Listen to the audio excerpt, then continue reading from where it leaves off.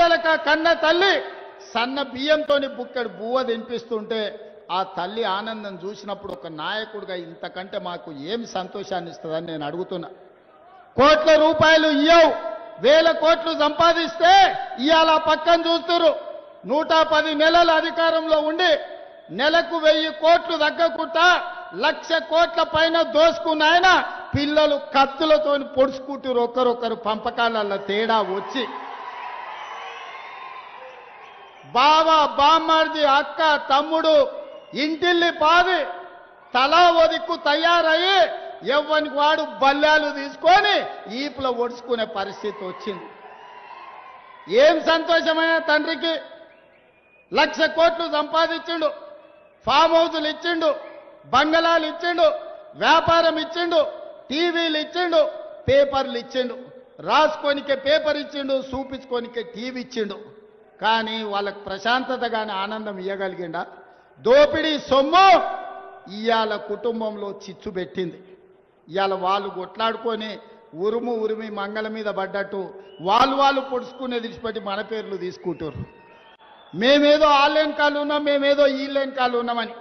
నేను ఒక మాట చెప్పదలుచుకునే, ఎక్కువ చెప్పదలుచుకోలే. కానీ 2023 డిసెంబర్లోనే ఆ కాల నాగును మీరు కట్టెతో కొట్టి చంపారు. ఇప్పుడు ఆ సచ్చిన పావును చంపాల్సిన అవసరం నాకుందా?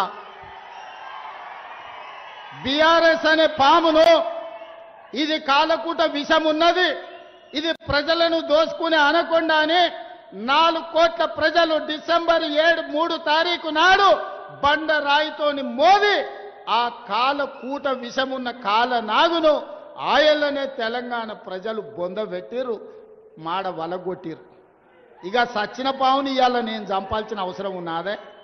మీ పంపకాలలో పంచాయతీ వస్తే కుటుంబ పెద్ద దగ్గర కూర్చోండి, తెగకపోతే కుల పెద్ద దగ్గరకు ఓడి, అక్కడ కూడా తెగకపోతే మంత్రగాన్ దగ్గరకు ఓడి. ఎందుకంటే ఏ పంచాయతీ తెగకపోతే మంత్రగాన్ దగ్గర పోయి కూర్చుంటారు. పోయి నన్ను మంత్రగాన్ని చూసుకొని మీ పంచాయతీ తెంచుకోరు. అంతే తప్ప మమ్మల్ని లాగకండి. మీ కుటుంబ పంచాయతీల మాకు రేషన్ కార్డులు ఇచ్చే పని ఉంది, పేదోళ్ళకి సన్న బియ్యంతో అన్నం పెట్టే పని ఉంది, పేదవాడికి ఇందిరమ్మ ఇల్లు ఇచ్చే పని ఉంది, పేదవాడికి రైతు భరోసా 9 రోజుల్లో 9,000 కోట్లు ఇవాళ పేదోళ్ళ ఖాతాలు వేసినాం. 25,35,964 మంది రైతులకు 20,617 కోట్ల రూపాయలు రైతులకు రుణమాఫీ చేసినాం.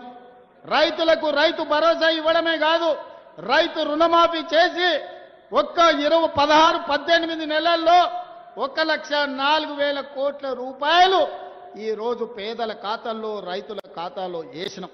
అందుకే మిత్రులారా, ఈరోజు రేషన్ కార్డు కావాలన్నా, ఇందిరమ్మ ఇల్లు కావాలన్నా, సన్న బియ్యం కావాలన్నా, 50 లక్షల ఇళ్లకు 200 యూనిట్లు ఉచిత కరెంటు ఇచ్చినా ఈ రోజు అది ఇందిరమ్మ రాజ్యంలోనే సాధ్యమైంది, ఈ రోజు మన ప్రభుత్వంలోనే సాధ్యమైంది.